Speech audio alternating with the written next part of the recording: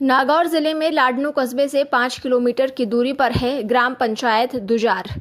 Kishangarh Hanumangarh mega highway से जुड़े गांव दुजार की आबादी करीब 4000 है। कहते हैं पहले गांव में 12 बास थे।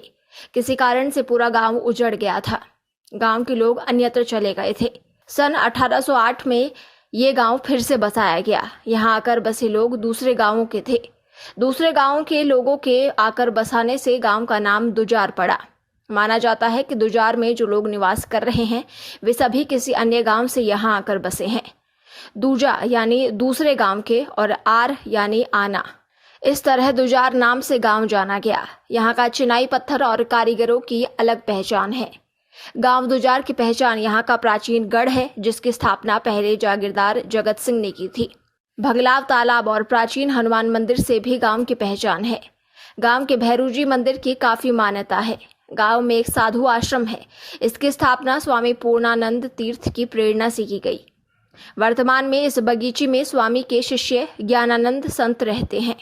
इसी प्रकार आर्य समाज का स्थान भी है। इसकी स्थापना लगभग 100 वर्ष पहले नानक राम स्वामी के प्रयासों से तत्कालीन ठाकुर झुंझार सिंह के सहयोग से हुई। आर्य समाज की विशेष भूमिका शिक्षा प्रसार और अंधविश्वास रोकथाम में रही है। हमारे गांव की जो मुख्य पहचान है वो दुजार भैरूजी मंदिर है। हमारे बुजुर्ग बताते हैं कि एक बार प्लेग महामारी आई थी, जो दुजार भैरूजी महाराज की कृपा से हमारे दुजार की तरफ नहीं बढ़ पाई थी। इसके अलावा हमारे गांव में जो मुख्य पहचान है वो बंगलाव बालाजी मंदिर से की जाती है। वहाँ पे काफ़ी मंदिरों का समूह होने के कारण ये एक मुख्य पर्यटन स्थल के रूप में उभर रहा है। इसके अलावा हमारे गांव के मध्य में प्राचीन गढ़ है। जो पुराने गढ़ है उसकी स्थापना है तत्कालीन जागीरदार श्री जगत सिंह जी ने की थी, और जो नवीन गढ़ है उसकी स्थापना ठाकुर झुंझार सिंह जी ने की। दुजार गांव का भारतीय सेना में काफी योगदान रहा है। गांव के मूलचंद गुर्जर ने 1962 में भारत चीन युद्ध के दौरान शहादत दी। मूलदास मुहाल ने भी दुश्मनों से लोहा लेते हुए अपने पैरों को खो दिया था। हुकुमाराम गुर्जर सेना के विशेष ऑपरेशन में और किशन सिंह राठौड़ श्रीलंका शांति सेना में रहते समय गोलियों से घायल हुए थे।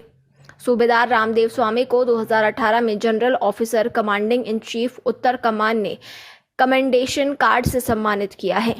गांव में 2 रिटायर कर्नल, 8 कैप्टन, 1 दर्जन से ज्यादा जूनियर कमीशन अफसर और कई सेवानिवृत्त जवान हैं।